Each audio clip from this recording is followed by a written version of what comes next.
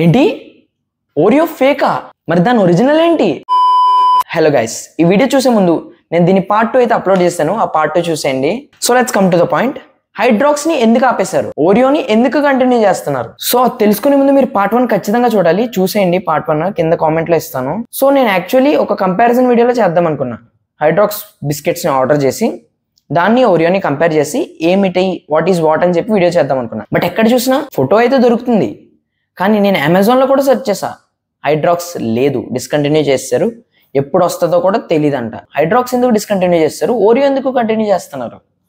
So Oreo ఎందుకు continue చేస్తున్నారంటే branding, promotion, product quality.